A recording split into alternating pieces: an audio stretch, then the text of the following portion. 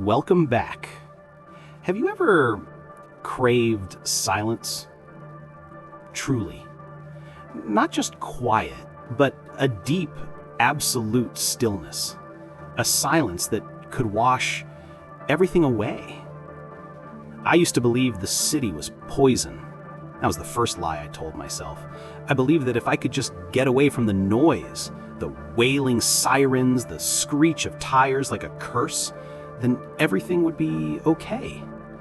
On the drive up, Chloe didn't say a word. She sat in the passenger seat, still, her eyes fixed on the glass, lifeless. For 3 hours, I kept glancing over, wondering, was she still breathing? Her breath, it was so shallow, like thread. I found this place online, Echo Lake, a sick joke. I came here to bury the past, not to hear it echo. A remote cabin by a lake as gray and still as steel. I told myself this trip was for her, a place for her to heal. The truth is, I lied. This trip was for me. When we arrived, she got out of the car and just stood there, motionless, stiller than the lake itself. "We're here," I said, forcing a voice that wasn't mine, just like we planned. Planned? No, this wasn't a vacation. This was an escape. The first night, the fire struggled to catch, a weak whisper against the infinite dark outside. And then, true silence. Thick, heavy. This was it, what I'd been looking for. The silence. To heal. Until it began. Tap. Tap. Tap. The kind of sound so small, you question if it's real, or just the pulse in your own ear. A leaky faucet? The old house settling? But no, a settling house groans. It moans. This sound, it was specific. It was rhythmic. It was waiting. I looked at Chloe. She was still staring into the fire, her face pale in the weak light. She didn't hear it. Good. Good. She was too fragile. If she heard it, she would break, and I couldn't let her break. Not again. It was just the house. It had to be. The next morning, sun up, the sound was gone. See? I told you. Just a trick of the night. I made coffee, I scrambled eggs, I performed the rituals of the living, hoping if I acted normal enough, the universe would believe me. I saw her walking by the water's edge, a pale, lonely figure, like a watercolor painting, left out in the rain. And then, tap, tap, tap. In broad daylight, clearer, sharper, it was playing with me. When I was in the kitchen, it came from the hall. When I ran to the hall, it was in the bedroom. I'd rush to the bedroom, and it was back in the kitchen. It knew I was looking. It was mocking me. I must have looked frantic, because Chloe found me. She wasn't afraid of the sound. She was afraid of me. "What are you doing, Mark?" she whispered. Her hand was ice. "Don't leave me alone. Please." I held her. "Never," I said. "I'm right here." I had to be strong. For her.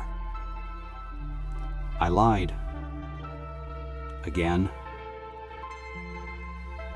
The third night, I stopped trying to sleep. I was waiting. And it came. Tap. Tap. Tap.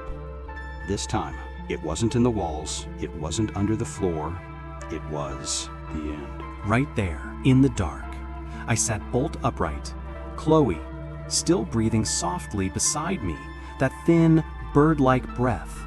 Tap, tap, tap. The corner, the closet. I aimed my phone's flashlight. "Who's there?" I whispered. "Leave us alone." The tapping stopped. and the silence that rushed in was 1,000 times more terrifying. I ripped the closet door open. Empty. Just dust and a few wire hangers, shivering. The relief was so intense, I turned back to the bed, and the relief shattered. The bed was empty. Not just got up empty. It was perfectly made, cold, as if no one had ever been in it. Chloe, this isn't funny. Chloe! Tap, tap, tap. It was coming from under the bed. My blood turned to ice. She was hiding, a sick, childish game. I dropped to my knees. I aimed the light. Darkness, cobwebs. And then I heard it. A single drip. Behind me. I turned. She was standing there, in the doorway, soaking wet. Lake water and green weeds dripping from her hair, her clothes puddling at her feet. Her skin had the blue-white color of the lake bottom. My voice wasn't mine. You're wet! And she answered in a flat, dead monotone. You left me. No, I'm right here. I've been right here. You left me in the car, she said. It was so cold. What car? We're at the lake house. And then the room began to dissolve. The smell of pine wasn't the woods. It was the air freshener dangling from the rearview mirror. The cold wasn't the wind.